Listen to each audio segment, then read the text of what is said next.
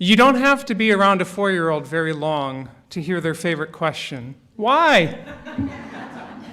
Why are the leaves green, and why do they stop being green in the fall? 4-year-olds have this precious gift of curiosity.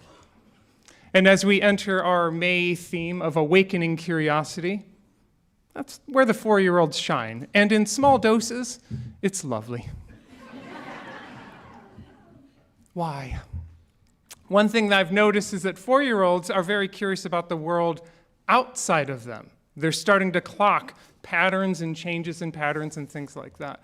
But it's been my experience that adults turn their curiosity inward. Why do people behave the way they do? Why do I behave the way I do? And so not all questions from a 4-year-old can be answered by an 8th grade science class, but most of them can. But as we get into adulthood, these questions become more complex. Why does this dad who loves his children dearly also yell at them? Why does this woman who is a staunch feminist also have a distrust of female authority figures? Why does this person keep shooting themselves in the foot every time they're up for a promotion at work? The life of a human being inside, between the ears, is complicated. And so I think a lot about what it must have been like to live in Austria around the time of Freud. What a gift of insight into the world, what a paradigm shift. Maybe there's a reason you're acting this way. Maybe this father is repeating wounds from his father, even though he loves his children. And Freud, I imagine when this woman is saying that she distrusts females in authority, would probably say, "So tell me about your mother." That's my Freud accent. Maybe this person is shooting themselves in the foot with work because part of them feels the drive to gain success and part of them feels they don't deserve it, right? What a gift it must have been. What a paradigm shift to the Western imagination. To say, instead of speaking all of your woes with your priest, who has never been married, about your marital relationship challenges, and saying, well, you have a devil here and an angel here. What a gift it must have been to have this insight into the human mind. Freud was not the first to give this gift of insight into why we behave the way we behave. I'd like to give credit to Siddhartha Gautama, the Buddha, for his incredible gifts of insight into who we are and why we are.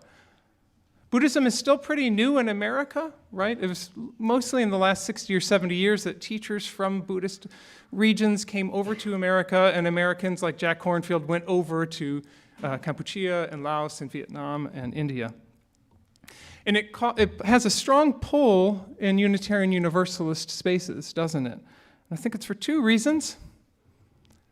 One, Buddhism invites a kind of curiosity that is the hallmark of a Unitarian Universalist, the why of everything. Because often the question when you're in most religious traditions stops at, you know what, it's just part of God's ineffable plan. And that doesn't do it for a lot of UUs. And it doesn't require any sort of theological, cosmological answer to the great questions. There are absolutely canons and schools of Buddhism that are deific, right, and see the Buddha floating in the sky above 10,000 jade-encrusted stupas, for sure. But some of the earlier canons of Buddhism don't require any supernatural understanding, just insight. The Buddha was reported to have said on his deathbed, "Be lamps unto yourselves," meaning you don't need a formal spiritual religious format. You just need to work together to illuminate the mysteries in between your ears. And so as we awaken our curiosity this month of May, I invite us into a few insights from the Buddha that I believe are life-saving and life-giving. When we talk about curiosity, when we talk about these deep questions, there is one question that drives most spiritual and ethical communities. Why do bad things happen? Why do bad things happen to good people? Why does a 5-year-old get cancer? Why does this incredible mom and volunteer, an amazing person, die in a car crash and a horrible, power-grabbing narcissist lives a long, successful life. This is known in theology as the problem of evil, and if you want to get fancy, it's known as theodicy. It occupies a whole wing of the library, millennia of priests and ministers and theologians and just wise grandmothers trying to answer this question, that if God is all-knowing and all-loving and all-powerful, then why do bad things happen? Because surely this God knows that this child is sick, cares about this child, and has the capacity to take it away. This problem of evil is in the clouds around every spiritual or ethical community. The Buddha answers this differently. Pain happens. Period. Pain happens. We are organic life forms. We're carbon-based life forms. We live, sometimes we have pain, and we die. And that sounds morbid. I'll try and shake that up a little bit, but there is no escape from this truth. Pain happens. Bodies get older. Bodies get sick. Bodies don't live forever. This was most obvious in Buddha's time 2,500 years ago. They did not have chemotherapy. They did not have insulin. They didn't have antibacterial soap. A bad tooth infection was a death sentence. A bad cut on your arm that you couldn't clean out was a death sentence. So they saw suffering at a level we can't possibly begin to imagine in our lives. And I'm very grateful to our medical community for all of these life-saving and pain-relieving measures that we take. We have gotten much, much better at alleviating pain, curing diseases, and helping. But there is no getting around that part of the deal. I don't know what these Silicon Valley longevity guys are trying to do. Maybe they make it to 150. Congrats, you've now buried 2 generations of friends, right? But you will still die at 150 then. And if you were immortal, then what? It is not necessarily a depressing idea. It's just an obvious one. It's like saying the sun rises in the east. But Buddhism starts with this claim: pain happens. And the more we try to run away from it, the more we create suffering, which is different than pain. If we accept this reality that pain does happen, the question is, how does pain become suffering? And the Buddha has a very elegant answer. We want things that are not permanent to be permanent. We want our 20-year-old knees to be our 21-year-old knees when we're 75. We want the hair we had 2 decades ago. Just an abstract example from nowhere. We want our job to be the way it was when we loved it, before the new boss came in. We want our marriage to feel the way it did when we first got married. All things are impermanent. The pain of life, the Buddha says, is the first arrow. That gets shot in your leg just because you're alive. Sorry, it hurts. He said, but we often grab a second arrow and shoot it into the leg too. And that is our reaction to it. It shouldn't be this way. We shake our fists at the sky. It should not be this way. And so we do everything in our power to make the pain go away. And the Buddha says, can you just sit with it, right? Can we sit with this pain? This is what the reading that Karen was offering. Can we sit with this for just a moment and let it pass by? There's a very famous Buddhist story. There's a woman who comes in to meet him, and she is at the apex of pain, the very paragon of pain, which is a mother who's had to bury her child. There's no pain like that. And so she is a wreck. Of course she is. And the Buddha is the model of compassion. He's not trying to fix her or solve her or tell her to go do yoga. He abides with her in her grief. And when she says, what should I do? He says, let's try this. Can you go to the town nearby and talk with everyone. And anyone you find who has not lost someone dear to them, can you grab a mustard seed from them? And then come back with as many mustard seeds as you can. And so off she goes about the town, talking with everyone. 2,500 years ago, no antibiotics, no chemo. Right? She comes back a few days later, empty-handed. And he says, how was your experience? And she said, well, it turns out there is no one that can escape pain and grief and loss. It doesn't make it easier, but it takes away the should. It shouldn't be. He calls this a wheel of suffering, samsara. I try to avoid the pain happens, I think it shouldn't happen, so I try to avoid the pain happens, I think it shouldn't happen. And we get lost in that. And liberation is when you can sit through the pain, grieve it, and then move. Now, if people find the first truth that there is pain morbid, they really don't like this one, non-attachment, right? Non-attachment to impermanent things. Because I, for one, misread that for years. For years, I thought that meant that you needed to be coolly indifferent to everything in your life, right?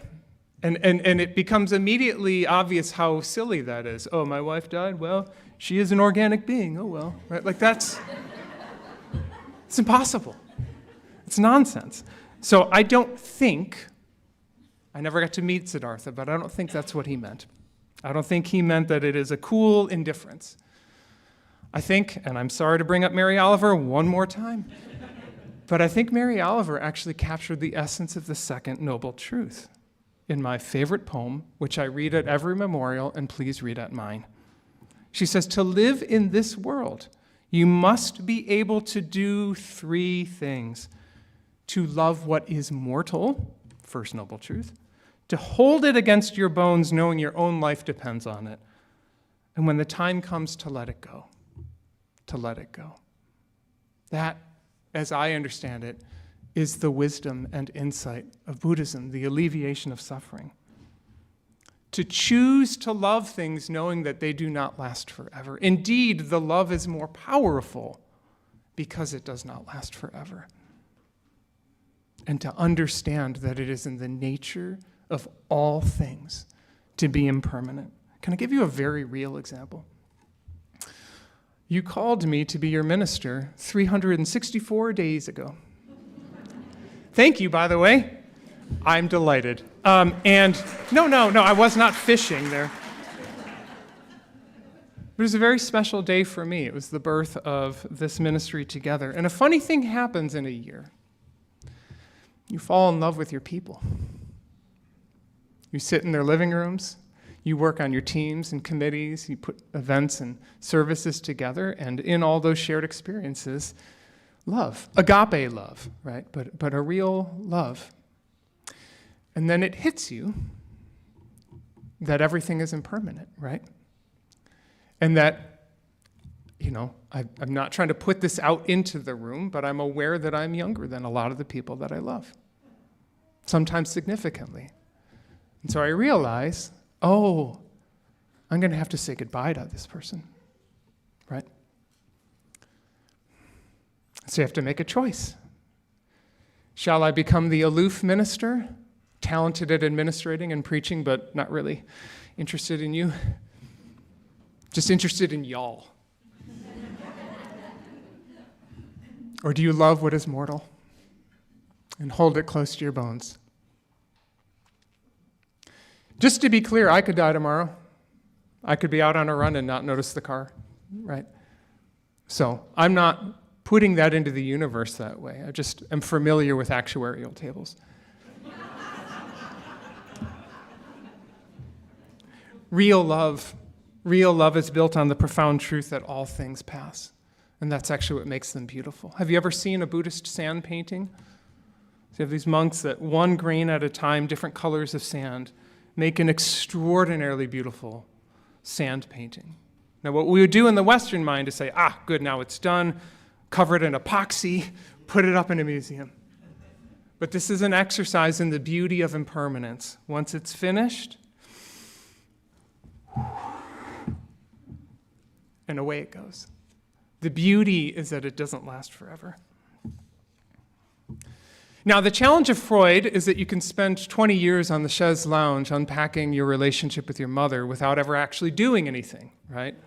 That's where behavioral modifications like cognitive behavioral therapy or dialectical behavioral therapy come in, as they say, well, also let's work on this. And the challenge with Buddhism is that it is easy in the Western mind to turn it into a bunch of books. This is why I didn't actually write out the sermon, I just have notes. It's because me reading Buddhism to you doesn't work. It is a practice. It is a practice.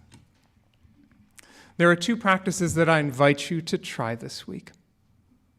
You can try them every day, you can try them once.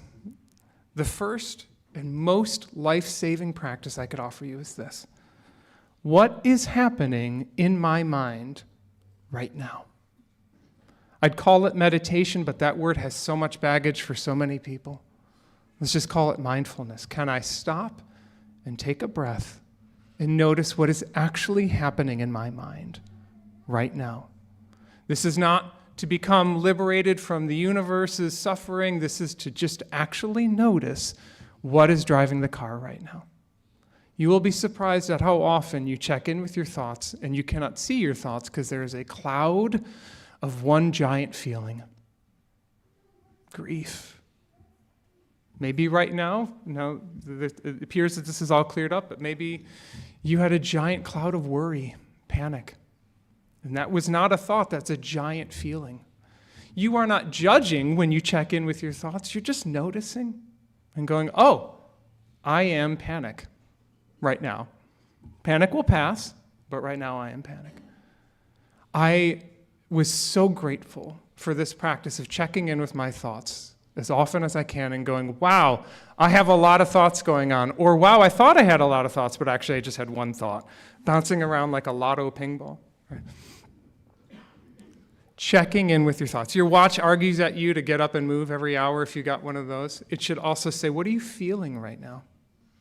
It is a gift. It is a gift to notice things.